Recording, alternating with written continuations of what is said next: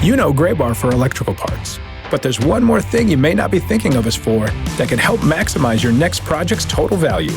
Our pre-project planning services are designed to help you win the bid, save on labor costs, and keep your installers productive across your entire build.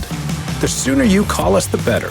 Because when we're there from the beginning, we can anticipate your needs and help you solve problems before they become problems. Yep, Graybar does that.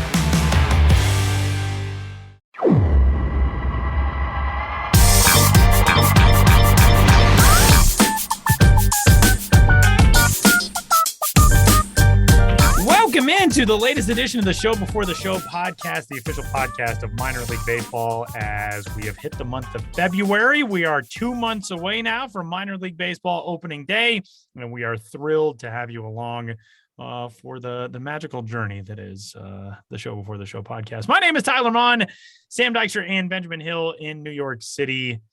Hello, fellas. He did it! He did it! Hello. Yes! Hello. Long-time listeners, and by long time, I mean those who listened to at least just last week's episode will know that Sam always said hello first, and then I made him self-conscious about that by calling it out. And then when you just said hello, fellas, Sam was nowhere to be seen. He left the room for a few moments. He physically leaned away from the microphone. He was like, I don't want to deal with it. Now I feel bad because I'm like, I intro every episode. Well, that's okay. That's your job. We don't call you Tyler Intro Mon for no reason. I mean, that goes back to the days, and hello, Tyler, now that I'm allowed to say this. Hi, Sam. I'm also well. But but that goes back to the days when it used to be just me and you opening the show. Right. And, you know, we've now changed the format a little bit, and Ben's even more on the show than ever. And we should reflect that in who gets to go first every week. So I literally bit my tongue and leaned away from the microphone to make sure there were no accidents this week. And yeah, this is a new tradition we have going on. Yeah, one podcast without an accident. We had to erase the blackboard last week. Well, welcome into this week's episode. Big thanks to everybody for tuning in, getting in touch, listening to the show, engaging, all that stuff. You can find us podcast at MILB.com for your questions as the minor league baseball season draws nearer and nearer. We are set for opening day coming up just a little bit over 2 months, that first week in April. We will kick off the minor league season here in 2022. And we got a lot to get to on this week's episode of the Show Before the Show. We have 3 topics to kick off this week's episode. I will not necessarily call it 3 strikes, but we are going to discuss 3 topics to open this week's show. And we've got a very cool first topic of the day today, which is that minor league baseball has expanded its inclusion efforts headed into the 2022 season with the announcement and the launch of The Nine, which is a new Black community-focused outreach platform, quoting now from the MILB press release, specifically designed to honor and celebrate the historic impact numerous Black baseball pioneers made on the sport, provide new opportunities for youth baseball and softball participation, further diversify the business of baseball, and embrace millions of passionate fans throughout MILB's 120 communities nationwide. Of course, a few years ago, minor league baseball rolled out the Copa de la Diversión initiative, which is an outreach program that has been wildly successful in terms of connecting with the Latinx community. And this is a very cool new initiative from MILB. There are already teams who have been working on things like this at the team level. Now it'll be expanded under the wider minor league umbrella. Guys, give us your thoughts to the announcement this week. Well, yeah, I think it's obviously a great cause, a great program. I mean, obviously, right now, what really matters is what the teams do with it. Every minor league team is involved, so I think it'll be something we're clearly going to be covering, throughout the season when specific team efforts come into view in terms of how they're honoring their Negro League histories, how they are diversifying their front office staffs, how they are doing outreach to communities. The people in the Black community who may not have been to any games or many games. So it's a great template, and I'm really curious and excited to see how it all comes about. It is called The Nine as a reference to the number that Jackie Robinson wore in 1946, his lone minor league baseball season, when he was a member of the Montreal Royals in the International League. He wore number 9. So the 9, pays tribute to that and what an impactful season that was. And I always like to point this out because I love Jackie Robinson Ballpark, home of the Daytona Tortugas. Jackie Robinson also wore number 9 in spring training in Daytona Beach in 1946. And that's the reason that ballpark is called Jackie Robinson Ballpark, because that's where he played his first games as a member of the Brooklyn Dodgers organization. Yeah, and we've seen a little bit of this stuff in the past. I mean, there's a great story on MLB.com right now about how the Round Rock Express have honored their history and the history of that area with the Austin Black Senators. They've already said that that's going to be coming back for 2022. Going to be interested to see how that's expanded a little bit more now that the 9 is in place. We've seen how popular Copa is in tapping into the Latin communities and how those exist in every city that minor league baseball is played. That's also true of Black communities, and obviously Black communities helped form the history of baseball and has made baseball what it is now. So honoring them in this way, also getting them to the ballpark, making them feel included, and making this more than just a one-off night thing and more of a minor league baseball wide initiative, I think is a big first step. Like Ben said, still waiting out more details on how this is going to look club by club and who's really going to take this and run with it and in what ways. And I'm sure that's going to be expanded out in 2023 once the foundation is set this year. But I'm excited to have this announcement in place now and hopefully in the coming weeks and months to see how this really comes to fruition. One of the things, obviously the throwback games and community outreach and all of that is such a visible element of this. I think one of the things that will be maybe the element that has the biggest impact, and I'm quoting again from the MILB release itself, quote, "Central to this youth-focused push is a planned expansion of Major League Baseball's Reviving Baseball in Inner Cities, the RBI program, throughout MILB's national footprint. New competitions in MLB's Pitch, Hit, and Run and Junior Home Run Derby event series will also debut in MILB markets beginning in 2022. MILB teams," this is a continuation of the same piece, "and will continue to build relationships with local Black-owned and operated businesses, local artists, and entertainers in an effort to embrace Black culture and make MILB ballparks for a hub for culturally relevant concerts, shows, and community events." And another thing that I think is very cool, a lot of MILB teams share their homes, whether it's their home city or their home region, with HBCUs, historically Black colleges and universities, and opportunities, quote, "will be provided for those schools to start internship and mentorship programs with their local team, creating opportunities for on-the-job experience for students prior to entering the job market," which I think is super cool. Building a pipeline as well for people who want to get into baseball. Now you've got that connection. If you're at an HBCU and you're in a market that has a minor league team, there are opportunities now through that partnership to be able to intern or get a job there and start your career in sports and in a front office. And it's a really cool initiative. I'm really excited to see the way this thing takes off in 2022. This obviously will not be the last time that we talk about it. And this is going to be a really cool project going forward. Yeah, and what you really touched on there is one thing that I always come back to with minor league stadiums is that minor league stadiums are basically, the town square of right. A lot of places in the summer. And they should be reflective of that. It shouldn't just be the people who live around the area or the people who can drive there and get there. It should be reflective of the entire community. And this is another step in that direction. And that's also true of the front office. And that I'm really glad you brought up that point about HBCUs because, so much we've talked about, we want to see front offices reflective of their communities and all the identities that belong to those communities. And that isn't often the case. And it takes a little bit more work on the team side to make that happen. It's not on individuals, it's on the entire system. So hopefully this is a step towards that. Again, we'll have to see how things work out in actual play, but those are two big pillars of this entire initiative. You can visit MILB.com to learn more about the 9, and all that stuff is up on the site right now. Moving along, the minor league AAA rebrand that launched a million Steve Miller Band jokes. The Sugar Land Space Cowboys, the newest named entrant into the AAA landscape in 2022. The team formerly known as the Skeeters unveiled its new identity, which not quite as bad as the Washington Commanders, having been leaked a million different times by a million different people. But the name had already gotten out there, and the identity was confirmed and officially unveiled this week. A very big reception for the identity unveiling on Saturday in Sugar Land at Constellation Park. They actually had to delay the announcement because they were still getting hundreds of fans into the ballpark. They had over 5,000 fans who showed up for the unveiling. Ben, this is a kind of a very quintessentially minor league baseball name in this new era. The logo is really cool. I do like the logo, which was actually handled in-house by the Astros design team now that the parent club owns that team in Sugar Land. But it's a very futuristic looking astronaut with a cowboy hat and a bandana on, both of which I'm assuming would just float away in the vast emptiness of space, but we won't talk about it. Give us your thoughts on the Sugar Land Space Cowboys blasting off in 2022. Yeah, not going to make a Steve Miller joke. Or a Casey Musgraves joke. I knew Sam was going to be that. Well, I'm younger and I'm more in touch with the kids of today. But doesn't her song not exist without the Steve Miller Band song?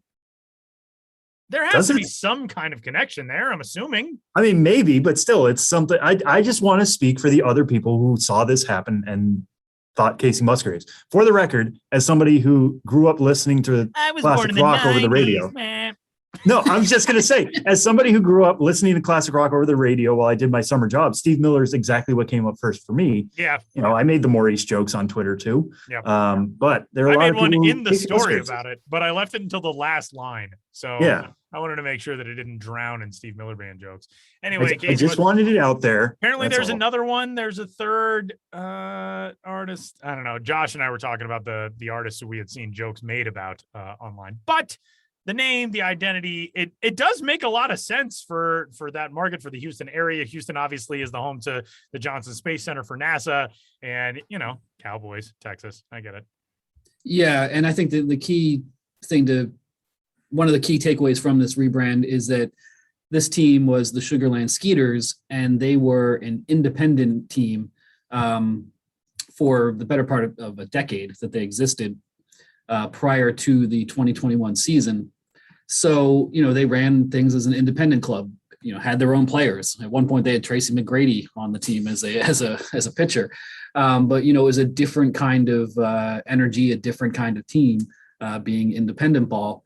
And so 2021 was their first season as the AAA Astros affiliate. Not only that, they are very, very close to Houston and Minute Maid Park, and they are owned by the Houston Astros. So I don't think it's a big surprise that, the Astros and the Sugar Land team together wanted an identity that moved away from their indie ball past and was more reflective of their current reality as the Astros owned AAA affiliate playing very nearby. And Tyler, like you said, with specific tie-ins to the Astros and to Texas in general. And Tyler, I want to get your thoughts on these uniforms. Beyond just the look and the name, these uniforms, I think, are the best part of this rebrand. They have some of the piping down the side is like a gradient that goes from blue to kind of red and feels very spacey, but also ties in with the Astros look, which is blue and orange. It fits really well, and it seems kind of innovative with just that siding. I kind of wish they made an entire jersey that looked going in with that gradient. I get why it would probably be hard to look at, but it just works so well. Have you seen anything like that? No, I do like the incorporation of the stars into so much of what this new logo and uniform set look like. And that is, I remember early on in our show before the show days, we had conversations about how the game for uniforms has really changed because of the sublimation printing process, where you can have intricate designs in something because you're no longer relying on just stuff being stitched or embroidery or whatever it is.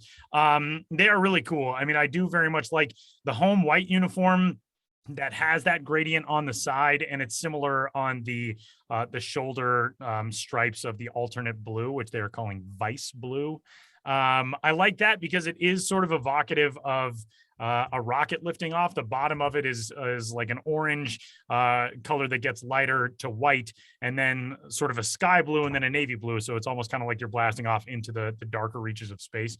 I find that very cool. The stars that are in the word mark, I find very cool. I'm not huge on the road gray, which has navy blue sleeves. I just think baseball jerseys look a little gimmicky and kind of cheap when the shoulder or the sleeves are a different color than the rest of the uniform. But the alternate, I think, is great. It's a cool look. It is a very cool look. It's one that they did not go half-heartedly into this redesign, and I think it has some very thoughtful elements, some really cool elements to it. Their alternate logo, which features kind of a retro 50s looking rocket in front of a diamond that has the the Texas Lone Star flag in the background, or at least a design that's patterned after the Texas flag in the background, is cool. But it's a very good set. It's a neat look, and I think it does get them into an era where you are not a team now that is being called by the same name that you were during an independent chapter of your franchise history. And so I think, the Space Cowboys now get to be that franchise for the Astros, rather than, this is a franchise that has moved in from the Atlantic League and blah, blah, blah. Yeah. And Ben, is kind of pivoting off that point, is this something you feel like could be coming down the line? Because we have two other teams joining from the independent ranks last year, the St. Paul Saints, who I feel like can never really change their name. That name is too iconic and too good for the region, but also the Somerset Patriots, who are now under the New York Yankees umbrella and forcing people to be both Yankees and Patriots fans, which might be a little awkward, but do you want to move away from that? I don't know. Sure. I was thinking the same thing, that, as you guys both mentioned, Sugar Land is one of three now affiliated former independent entities. And, just like you said, Sam, St. Paul Saints has so much history.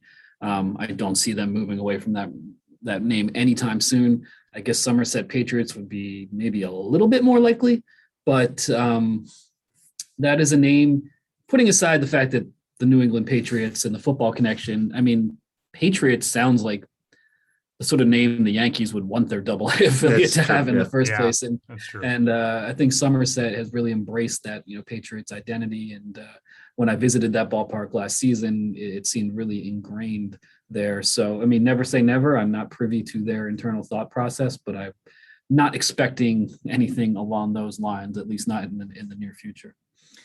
I will say that I think Somerset needs at least a redesign. I think that logo, I think I got to get a new look. The Patriots name, fine. I think, like you said, the Yankees organization, obviously we know how they feel about some of their teams rebranding. I do think Somerset's due for an updated look, at least.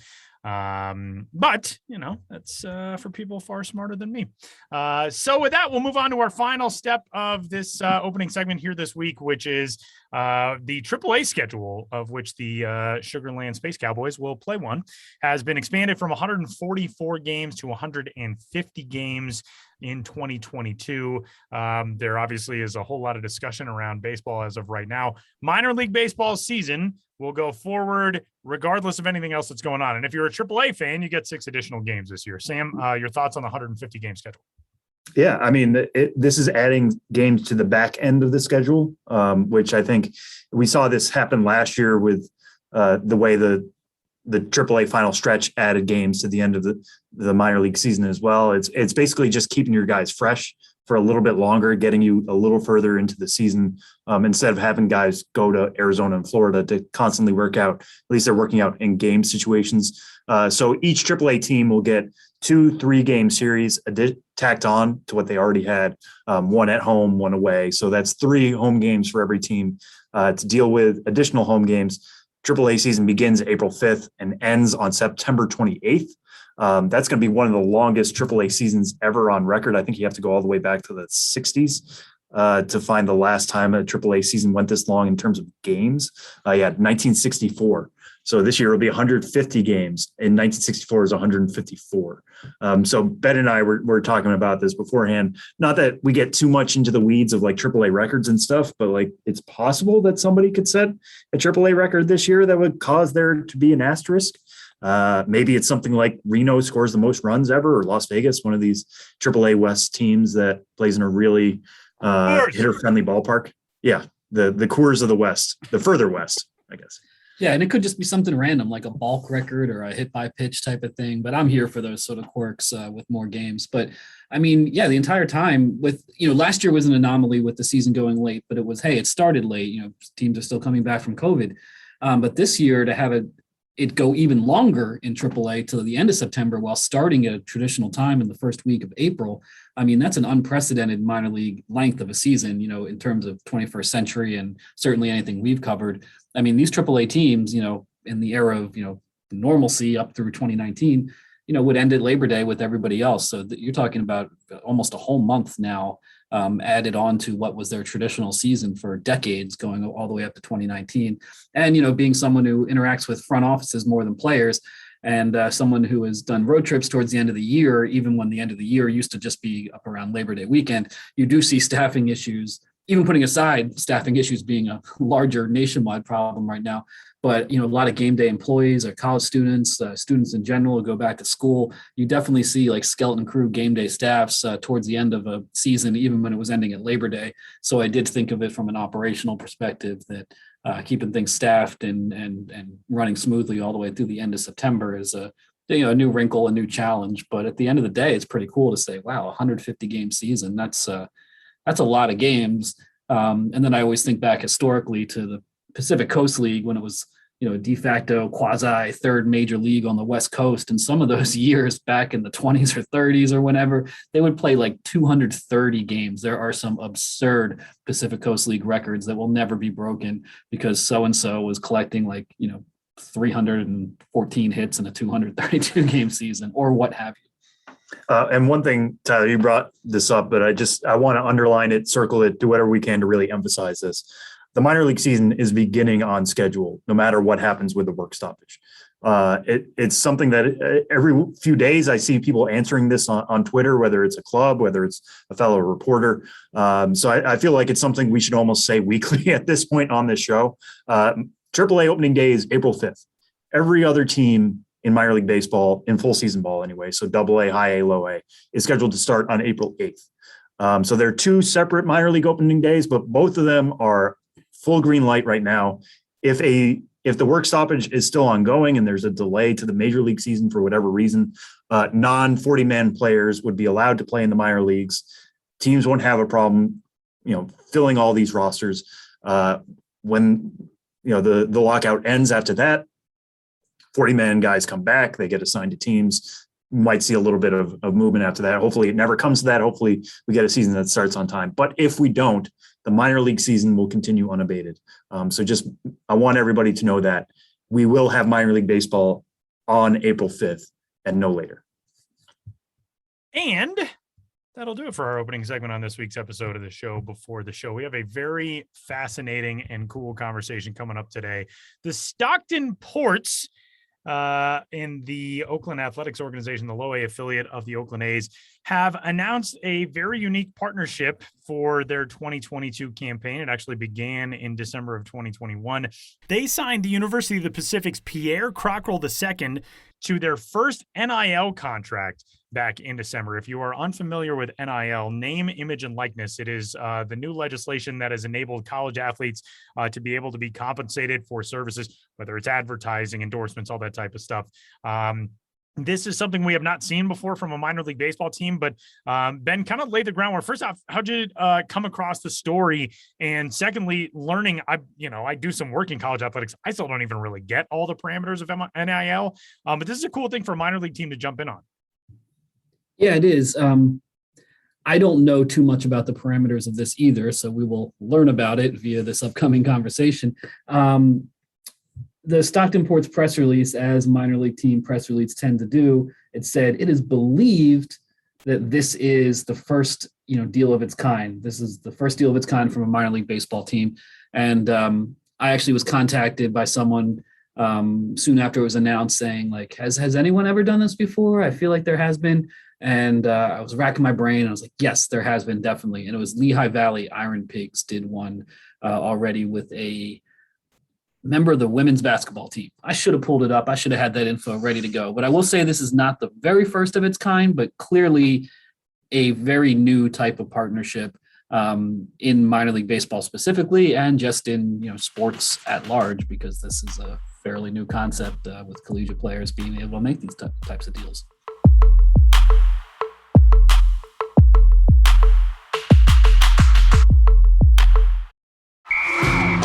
All right, listen up, nacho chips.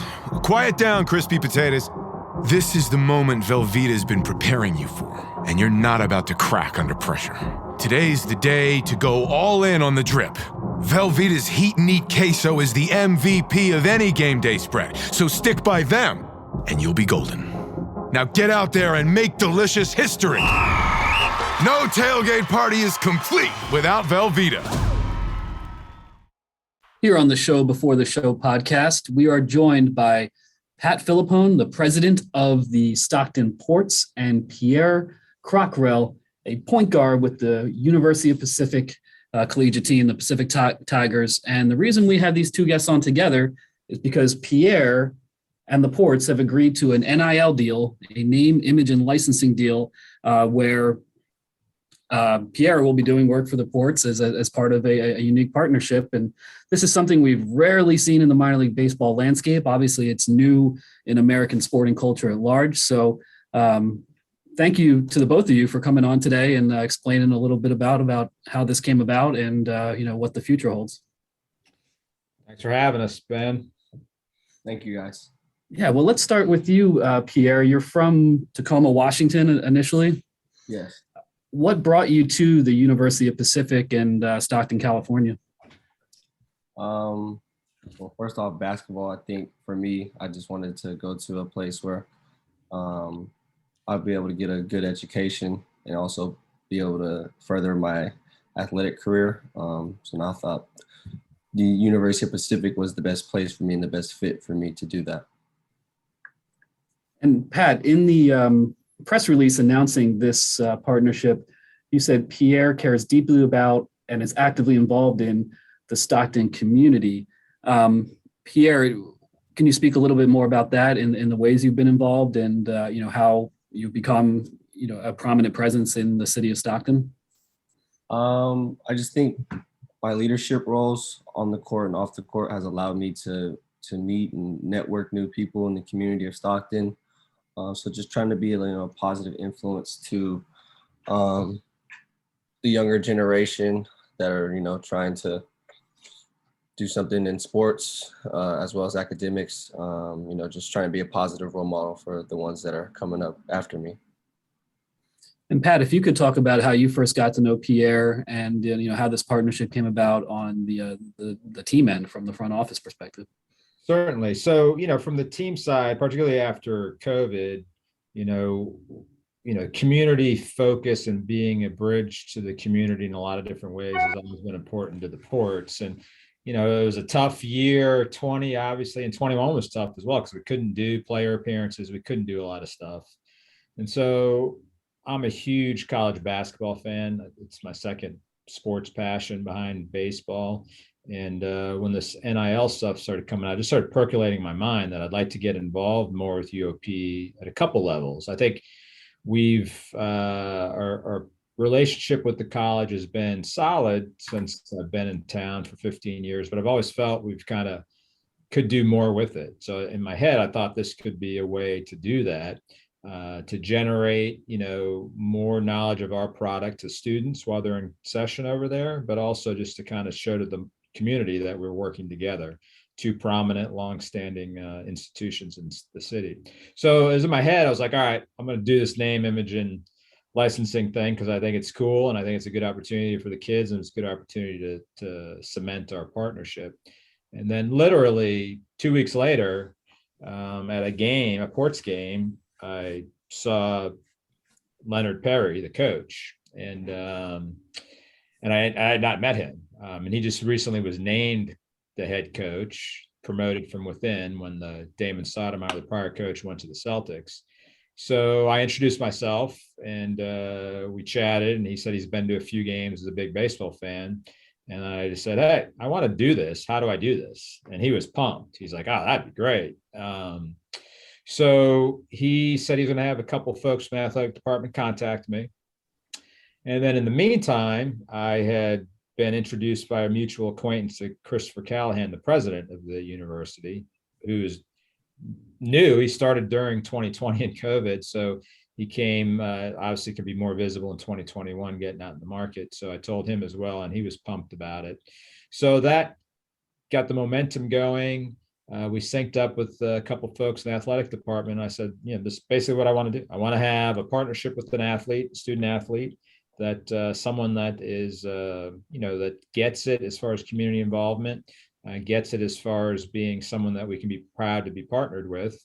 And, my personal preference and biases is men's basketball. So, so let's start there, and then, we can figure it out. So Pierre's name rose to the top, and I am not in the social media world, but obviously my staff who is, they did some research on Pierre and the social media stuff and felt like he represents and stands for things that are important to us.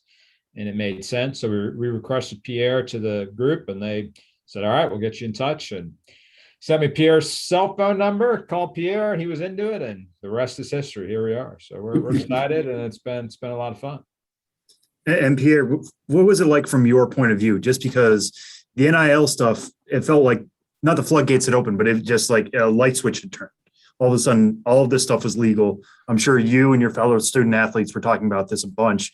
But how much was something like this even on your radar when the announcement first came out? And what was your reaction with finding out this is something that could happen to you during your college career? It was exciting because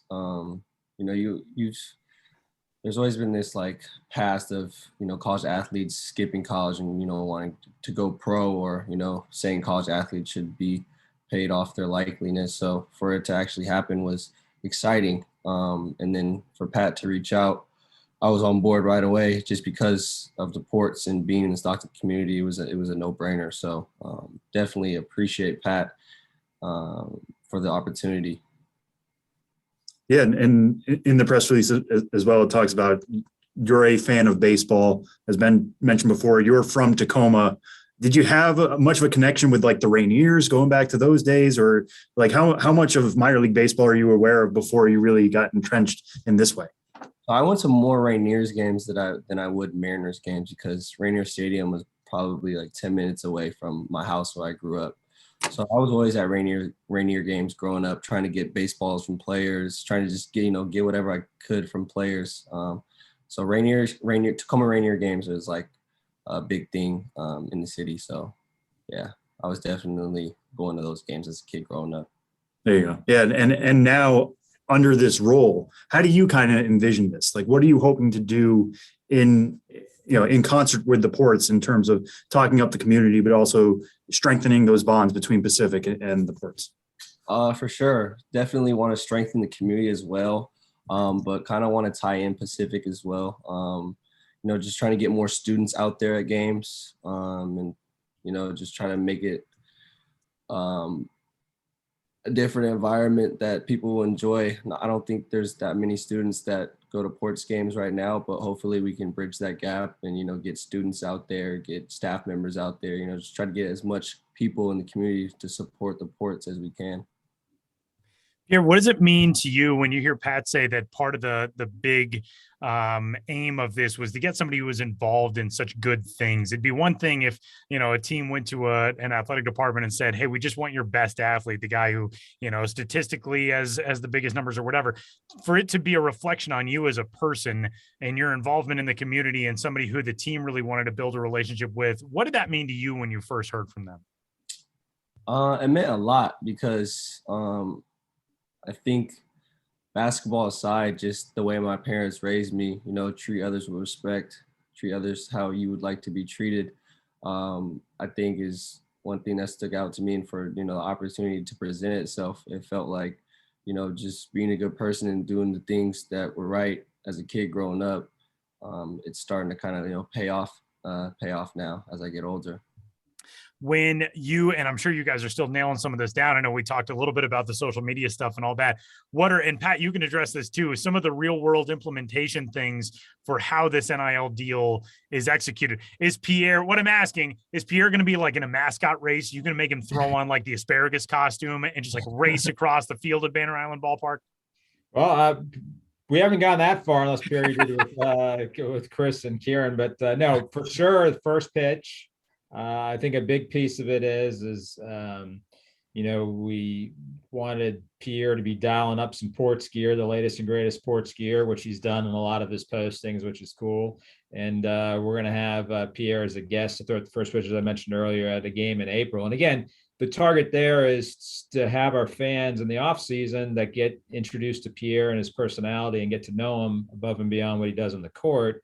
is to see them live at the ballpark and join a Ports game. So that's a big part of it, again, to generate interest from our fan base, but get the new fans that go to UOP games, UOP students, so on and so forth, and get them involved. But if Pierre wants to dial it up in the asparagus costume and get a couple of the teammates out there, let's go. We can play some one-on-one, do something, you never know. I was going to say, Pierre, is there anything, Pierre, that you have wanted to do, like, since you found out about the deal? Is there anything that's like, oh, I want to be a bat boy for a day. I want to hand out and give the lineup card over in the plate meeting pregame. Like, have you thought of anything yet?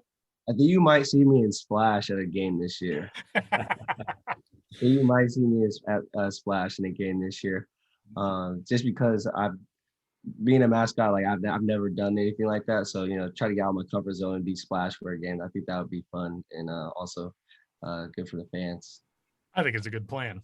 Yeah, I like that. We can make that happen. Now I feel like we're at the negotiating table ourselves, or the pitch table of like, let's just come up with our own stuff. We're the mediators here.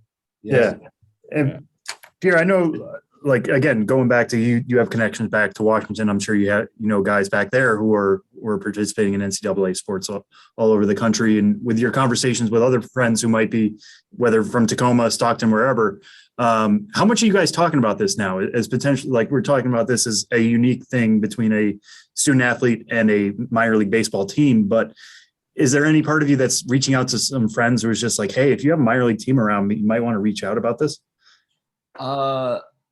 Personally, I haven't really talked to any of my friends back home or anything about like them reaching out to a team. But I think it would be a good idea for them to actually reach out to teams, because I think there could also be more partnerships as well around minor league baseball with athletes.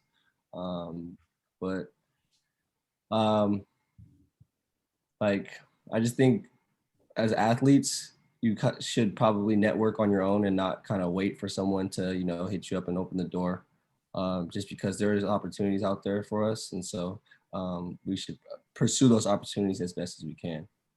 Yeah, I mean, minor league baseball and local colleges go hand in hand in almost every community. So something to look out for. And Pierre, before I go, I just wanted to ask you this, because we've had you on to talk about this partnership, but I want you to talk about your game a little bit. I was looking over the stats, and we mentioned before you were a point guard. You're a guy who leads the team in assists. You lead the team in minutes per game. What is your game like out there on the court? I'm a true point guard. I'm a pass first point guard. Try to get my teammates going, and just a real leader out there. I feel like my teammates follow my lead, whether that's defensively or offensively. I got to set the tone. I'm the head of the snake, so people feed off my energy. So every day I have to come in and, attack practices like I'm attacking the game. As a point guard, you can't have no bad practices, because if a point guard has a bad practice, that means most likely the team will have a bad practice. So just a point guard, a real true point guard, real leader. And yeah, I would say I could score when I need to, but I'm really looking to get my teammates involved and get them going so that our team can, have the best chance of winning. Yeah, and I know size decides a lot of where you play on the court, but also just in terms of those leadership qualities that you're talking about, being the point guard, being the guy with the ball in your hands. How much do you feel like that informs your personality as somebody who is trying to get involved in the community and trying to connect folks in ways beyond just the court? I think it's easy. I think I'm an easy person to get along with. So, off the court and in the community, it's easy for me to, get along with others, just because of, the things that I have to deal with on the court, dealing with different emotions, different attitudes, different people. So I try to take those skills that I have on the court and use them off the court as well. What I could throw in is just from watching Pierre play. I mean, he brings energy to the court as the point guard as well. So there's a lot of energy. He's the energizer bunny, so to speak, of the team, which is fun to see as well. Yeah, well, looking forward to seeing what kind of energy you bring to the ballpark, Banner Island Ballpark this season. And I know this partnership is still in its early stages, and we still got a whole baseball season 2 months away. So a lot more to come. And I certainly don't want to get ahead of ourselves, but a big deal in minor league baseball, are bobbleheads. And Pierre, you're working with the team, you're making an impact. Do you ever imagine what your bobblehead would look like, or envision your Pierre Crockrell bobblehead giveaway day? And, is that something that's on your mind? It's such a big deal in minor league baseball. You got to get that bobblehead. I love bobbleheads growing up. I had a lot of bobbleheads as a kid growing up, and I've never really thought of myself, being on a bobblehead. So I love the idea of, me being on a bobblehead. So if we could make that happen, You never know. Also possible. The one thing going through this process was kind of the Wild West is that it came out that we couldn't utilize in this partnership Pierre and official University of Pacific gear. So we got a lot of pictures of Pierre in our gear. So you never know. That could be the bobblehead. So we could get something done there as well. Yeah, you can get creative. I mean, the head of the snake, that seems to lend itself to That some. is pretty cool. Yeah, right. Pierre's head, snake's body, done. Colors are good. Yeah, we're good. Red, white, and blue. We're good. There we go. Yeah. All right. Well, And it's game day today, by the way. Pierre's joining us on game day. You got a game against Pepperdine in like 7 hours. Yes, I also You're have class in about like 15 minutes. Don't forget about going to class on game day. Actually just got done with our practice shoot around, so came straight from that to the podcast. So Shoot around a minor league podcast, class, and a game. It's just like a regular Thursday. Man, There life you go. as an athlete. Yeah. Full-time job, man. There you go. Excellent. Well, we'll let you go because I know there's a million things to do. But Pat Filippone, the president of the Stockton Ports, and Pierre Crockrell, thank you so much for both of you for being here on the podcast. And we're looking forward to seeing what comes about this season with this partnership. Thanks for having us. Appreciate it. Having us.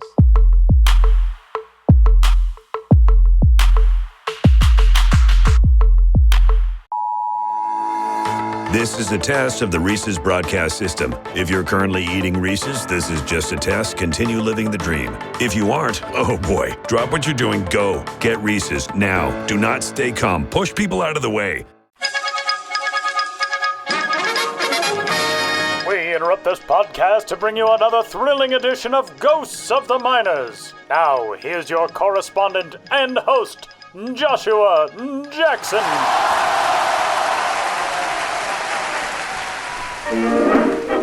Welcome back to Ghosts of the Miners, in which all of you out there in radio land must identify the legitimate historical ball club hiding amidst the fraudulent pair. One was the apple of a kid's eye. The others are the fruit of an overactive imagination. In the last segment, I asked you which of the following minor league baseball teams did at one time exist. A, the Mount Clemens Bathers. B, the Colgate City Splash. C, the Fox River Dippers. Pardon me while I get on my soapbox, but if you guessed anything other than A, the Mount Clemens Bathers, you've come across as all wet behind the ears.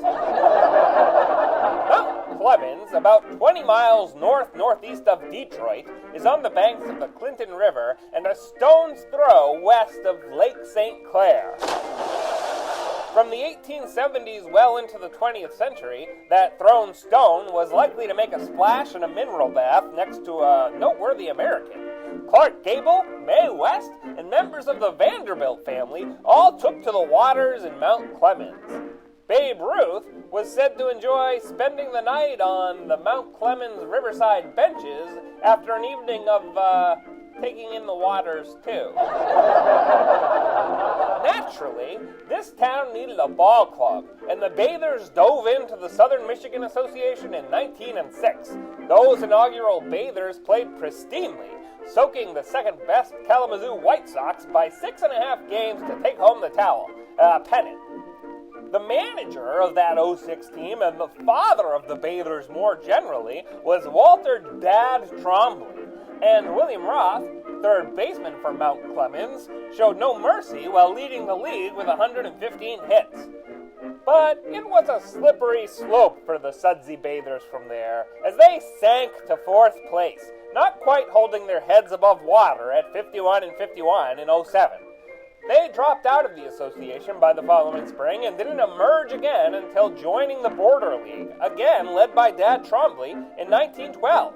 Although the circuit was limited to a 35-game schedule that year and would drown just over a dozen games into the 13th season, the rebirthed Bathers did have a moment in the sun. Mount Clemens ascended to legend by throwing no-hitters on back-to-back days. On August 14, 19 and 12, Thomas Caesar, the mighty one destined to win 11 games for the Bay City Beavers in 1914, pulled off the trick, and Lou North, who went on to play in 172 big league games, followed swimsuit for the Bathers the next day. And that's the clean version of the down and dirty for the Mount Clemens Bathers. Now, on to the question for next time. Which of these repetitive repeats sounded familiar in the minors of yesteryear? A. The Bend Benders. B. The King of Prussia Prussians. C. The Union Springs Springs. Want to know the answer? Want to know the answer? Or tune into the next Ghosts of the Miners. But for now, you'll have to excuse me. My producer Ben Hill is fishing for compliments, and he doesn't have any bait.